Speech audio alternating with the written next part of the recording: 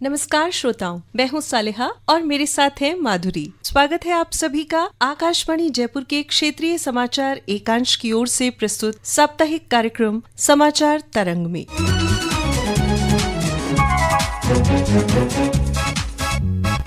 श्रोताओं, किसी भी विकसित राष्ट्र और सभ्य समाज के निर्माण के लिए समाज के प्रत्येक वर्ग का सुरक्षित होना जरूरी है और बच्चे हमारा कल है, भविष्य के कर्णधार हैं। ऐसे में बच्चों का समग्र रूप से सशक्त होना आवश्यक है। बाल विवाह हम सभी जानते हैं कि एक सामाजिक अपराध है, लेकिन इसकी रोकथाम किस प्रकार हो और राजस्थान के परिदृश्य में इस पर विशेष चर्चा के लिए आज हमारे साथ हैं बाल अधिकारिता विभाग के संयुक्त निदेशक संदीप कुमार। बहुत बहुत स्वागत है संदीप जी आपका आकाशवाणी स्टूडियो में। बहुत बहुत धन्यवाद।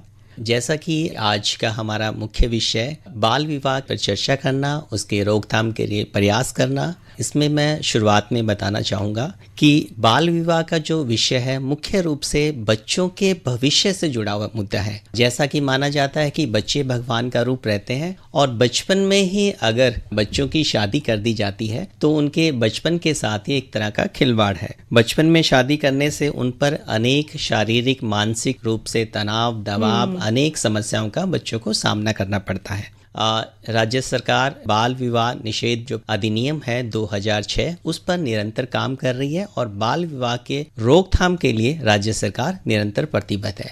अगर हम कानूनी प्रावधान की बात करें उससे पहले हम ये जानना चाहेंगे कि असल में बाल विवाह क्या है और उसके लिए क्या तय उम्र है। बाल विवाह प्रतिषेध अधिनियम है, उसमें बालक की परिभाषा दी गई है। बालक से तात्पर्य अगर पुरुष की बात करें, ऐसा बालक जो 21 वर्ष से कम आयु का व्यक्ति हो, मतलब बालक उसे मानेंगे जिसकी 21 वर्ष की आयु उसने प्राप्त ना की हो। और नारी या महिला के संदर्भ में हम बात करेंगे 18 वर्ष से कम आयु है वो बालिका की श्रेणी में आएंगे। तो बाल विवाह किसे कहेंगे? ऐसा विवाह जिसमें बालक या बालिका दोनों में से जो बालिका है उसकी आयु 18 वर्ष से कम और बालक है जो उसकी 21 वर्ष से कम आयु, दोनों में से कोई एक या दोनों ही ऐसा विवाह होता है तो वो बाल विवाह की श्रेणी में अधिनियम के प्रावधानों के अंतर्गत माना जाता है। अगर राजस्थान की स्थिति की बात करें कि राजस्थान बाल विवाह के मामलों में किस स्थान पर है देश में, तो उस पर थोड़ा सा आप बताएंगे सर। जैसा कि हम भारत के परिदृश्य में देखते हैं, सर्वाधिक विवाह की जो बात आती है तो बिहार और मिजोरम इस तरह के राज्य हैं, लेकिन अब राजस्थान में जो बाल विवाह प्रतिषेध अधिनियम आने के पश्चात यहाँ बाल विवाह की रोकथाम पर कड़ाई से कार्य किए गए हैं और दंड के प्रावधान किए गए हैं। जिला प्रशासन की महत्वपूर्ण भूमिका रहने से बाल विवाहों की संख्या में बहुत कमी आई है। हालांकि ग्रामीण परिवेश में अभी भी कुछ कुछ केस ऐसे सामने आते हैं जहाँ बाल विवाह देखने को पाए जाते हैं, लेकिन उस पर राज्य सरकार त्वरित कार्रवाई करके विवाह स्थल पर ही या विवाह से पहले ही बाल विवाह रोकथाम के प्रयास निरंतर कर रहे हैं। तो राजस्थान की जैसे मैं बात करूं, भारत के संदर्भ में देखें तो काफी कम संख्या में यहाँ बाल विवाह देखने को पाए गए हैं।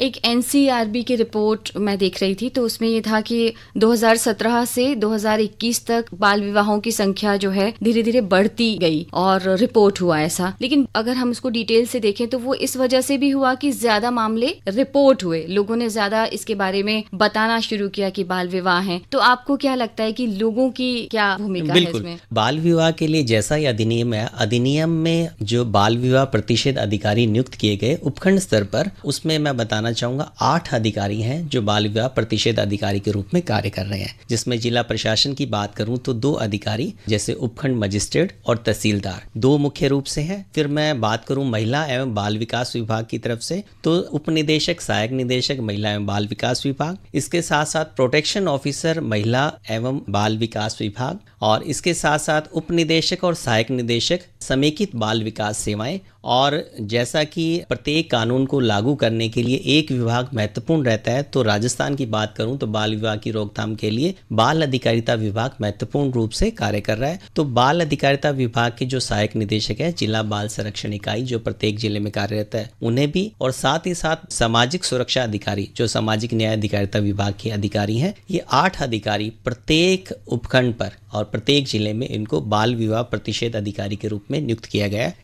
इसके अंतर्गत यह उनको दायित्व दिया गया है कि 4 तरह की हेल्पलाइन राजस्थान सरकार द्वारा संचालित है, जिसमें मैं बताना चाहूंगा 1098 जो चाइल्ड हेल्पलाइन है, जिसको याद करने का आसान तरीका 1098 घटते क्रम में। तो इस हेल्पलाइन पर ज्यादा से ज्यादा शिकायतें आने पर बाल विवाह को रोकथाम करने के प्रयास किए गए। इसके साथ साथ 181 181 जो मुख्यमंत्री हेल्पलाइन नंबर है, इसके साथ साथ 112 जो आपातकाल हेल्पलाइन है और 100 नंबर जो पुलिस कंट्रोल रूम है। राजस्थान के संदर्भ में मैं बताना चाहूंगा अबू सावे जो मुख्य रूप से 3 तरह की बात करते हैं, तो पीपल पूर्णिमा, देवउठनी, बिल्कुल पीपल पूर्णिमा, बड़लिया नवमी, ऐसे अबू सावों के समय में जिला प्रशासन द्वारा विशेष रूप से कंट्रोल रूम स्थापित किए जाते हैं। तो उस कंट्रोल रूम पे शिकायत होने पर त्वरित शिकायत कोई भी कर सकता है, कोई भी कर सकता है। तो शिकायत करने पर इस पर त्वरित कार्रवाई की जाती है और बाल विवाह रोकथाम के प्रयास किए जाते हैं। एक और सवाल है यहाँ कि जो शिकायत करता है उसको एक मजबूत सुरक्षा तंत्र मुहैया करवाया जाता है प्रशासन के बिल्कुल, प्रशासन उनके साथ हमेशा रहता है और ऐसे काम करने वाले व्यक्ति को राज्य स्तर और जिला स्तर पर भी पुरस्कार के माध्यम से सम्मानित करने के प्रयास भी राज्य सरकार द्वारा किए जाते हैं। जी।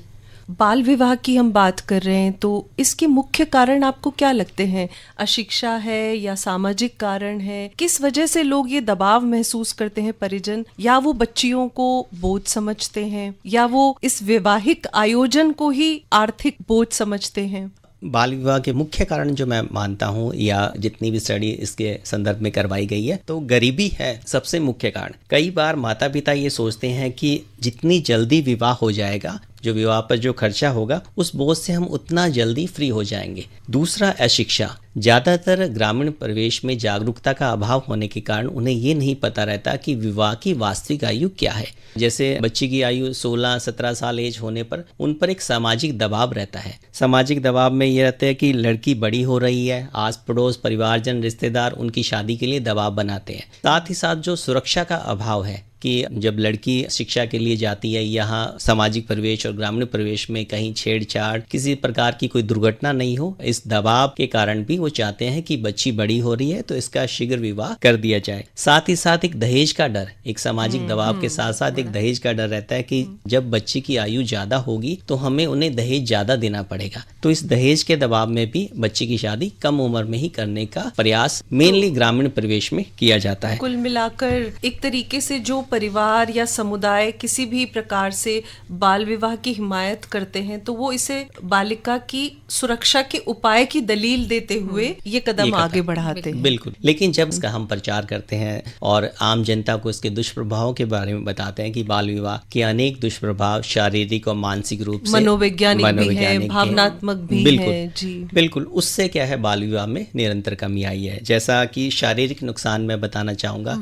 कम उम्र में शादी होने पर बच्ची पर एक दबाव रहता है और कम उम्र में शादी होने के पश्चात बच्चे होने पर बच्चे और बच्चे की माँ दोनों पर जान का खतरा गर्भावस्था के दौरान रहता है। मातृ और शिशु मृत्यु दर है वो ऐसे मामलों में ज्यादा होने की गुंजाइश संभावना रहती है। बिल्कुल, और बच्चे का स्वास्थ्य पर भी इसका बुरा प्रभाव पड़ता है। मानसिक दबाव बालिका पर भी और बालक पर भी, क्योंकि जैसे ही विवाह होता है तो उस पर जिम्मेदारियां बढ़नी शुरू होती है। जिम्मेदारियां बढ़ने से, क्योंकि उनकी उम्र अभी जिम्मेदारियां निभाने की उम्र अभी हुई नहीं है, और फिर भी उन पर मानसिक दबाव रहता है कि वो किस तरह ये जो पारिवारिक जिम्मेदारी है उसका निर्वहन करें। साथ ही साथ बालिकाओं के केसेस में ये आता है कि जब वो स्कूल जाती है, विवाह होने के पश्चात उनका जो शिक्षा है उनका अंत होना शुरू हो जाता है। शिक्षा व्यवस्था से वो दूर हटती जाती है। शिक्षा व्यवस्था से जैसे जैसे वो दूर हटती है तो उसमें एक आत्मविश्वास की कमी रहती है। आत्मविश्वास की कमी रहने से घरेलू हिंसा के मामले जितने सामने आए हैं वो बाल विवाह की श्रेणी के, और बच्ची क्या आत्मनिर्भर नहीं बन पाती है, क्योंकि जब शिक्षा का स्तर कम होगा तो उसमें आत्मनिर्भरता भी कम होती जाएगी।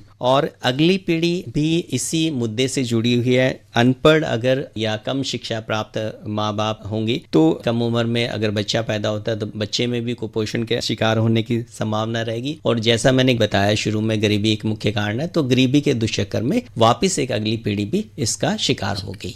एक सवाल मेरे मन में ये है कि अगर किसी का बचपन में विवाह हो गया, वो बालक हो या बालिका, और बड़े होने पर अगर वो उसका शून्यकरण करना चाहे तो क्या वो बाल विवाह निरस्त किया जाना संभव है? बिल्कुल, इसके बारे में जो अधिनियम है, अधिनियम के प्रावधानों के अंतर्गत अगर बालक या बालिका जो अवयस्क हैं, जिनकी उम्र अभी वयस्क नहीं हुए हैं, ऐसी स्थिति में वो अपने परिवारजन या किसी मित्र, बाल मित्र के माध्यम से इसका आवेदन जिला जो प्रतिषेध अधिकारी है, जो मैंने 8 श्रेणी बताई थी, उनमें से किसी के माध्यम से आवेदन जिला न्यायालय में करके इसमें बाल विवाह शून्यकरण करवा सकते हैं। अगर जो लड़की के संदर्भ में बताना चाहूँगा, जैसे बालिका है जिसकी आयु 18 वर्ष अब हो चुकी है, वो 2 साल के अंदर अंदर खुद आवेदन करके और बाल विवाह शून्यकरण करवा सकते हैं। तो वयस्क होने के 2 साल के अंदर अंदर जो जिम्मेदार चाहे बालक या बालिका, वो आवेदन करके जिला न्यायालय के माध्यम से बाल विवाह शून्यकरण करवा सकते हैं। यानी अव्वल तो बाल विवाह एक अपराध है, और अगर ऐसा हो गया तब भी आपको कानूनी ये अधिकार है कि आप उसे निरस्त करवा सकते हैं। और दंड की क्या प्रक्रिया है, कितना दंड दिया जाता है अगर बाल विवाह? जो एक सामान्य बात है जो मैं बताना चाहूंगा, जिसकी जानकारी बहुत कम लोगों को रहती है, अगर कोई जो बालक है जिसकी आयु 21 वर्ष से कम है, तो अगर विवाह करता है, उसकी आयु 18 वर्ष से अधिक है लेकिन 21 से कम है, तो उसको भी दंड के प्रावधान है। अच्छा। उस बालक को भी जिसने शादी की है उसको 2 साल की कठोर कारावास और 1 लाख का दंड का प्रावधान है। साथ ही साथ बाल विवाह आयोजन करवाने वाले परिवारजन, मित्र, रिश्तेदार, इसके साथ साथ जो अनुष्ठान करवाने वाले पंडित जी, पुजारी जी, बैंड बाजे वाले, प्रिंटिंग प्रेस वाले, वो सब भी जिम्मेदार माने जाएंगे। इसीलिए जिला प्रशासन बार बार जब भी अबू सावे की जो बात कही, उस समय विशेष रूप से प्रिंटिंग प्रेस, मिठाई वाले, बैंड बाजे वाले, उनको पाबंद करती है कि अगर आप बाल विवाह के ऐसे अवसर में अनुष्ठान करवाएंगे या ऐसी गतिविधि करवाएंगे तो आपको दंड का प्रावधान 2 वर्ष की सजा और 1 लाख तक का जुर्माना दिया जाएगा। और जो प्रिंटिंग प्रेस है, विशेष रूप से कठोर उन पर कार्रवाई करने के प्रावधान इसमें है कि वो ये उल्लेख करें कि बाल विवाह एक अभिशाप है और इस तरह बाल विवाह नहीं किया जाए। तो प्रिंटिंग प्रेस की भी एक महत्वपूर्ण भूमिका इसमें रहती है। सोशल मीडिया के माध्यम से किस तरह से लोगों को हम प्रेरित करें या किया जा रहा है सरकार की ओर से? बिल्कुल, राज्य सरकार समय समय पर इस पे जो राज्य स्तरीय कार्यशाला का आयोजन करवाकर, जिसमें बाल विवाह प्रतिषेध अधिकारी हैं, जिला बाल कल्याण समिति है, जिला प्रशासन के अधिकारी हैं, और उनको बार बार प्रशिक्षण देकर प्रेरित करती है कि बाल विवाह की रोकथाम के लिए निरंतर कार्य करें, अवेयरनेस बढ़ाएं। इसके साथ साथ बाल विवाह की रोकथाम के लिए राज्य सरकार द्वारा अनेक योजनाएं भी चलाई जा रही है। इसके अंतर्गत अगर बच्ची 18 वर्ष से अधिक आयु की है और शिक्षा को प्रेरित है और नियमित वो स्कूल जा रही है, तो ऐसी बच्चियों के विवाह उपरांत, मतलब 18 वर्ष की आयु उन्होंने पूरी कर ली हो और 10वीं 12वीं परीक्षा उत्तीर्ण कर ली हो, राज्य सरकार द्वारा मुख्यमंत्री कन्यादान योजना संचालित है, जिसके अंतर्गत 51,000 रुपए राशि उसकी 18 वर्ष की आयु पूर्ण होने के पश्चात विवाह पर उनको उपलब्ध करवाई जाती है, जिससे ये प्रेरणा मिले। अगर हम बात करते हैं कि गरीबी की वजह से कोई बाल विवाह को प्रेरित हो रहे हैं, तो उनको ये भी प्रेरित किया जाना चाहिए कि अगर बच्ची 18 वर्ष की हो जाएगी तो उसे 51,000 की राशि राज्य सरकार द्वारा दी जाएगी। इसी प्रकार से सुकन्या समृद्धि योजना है,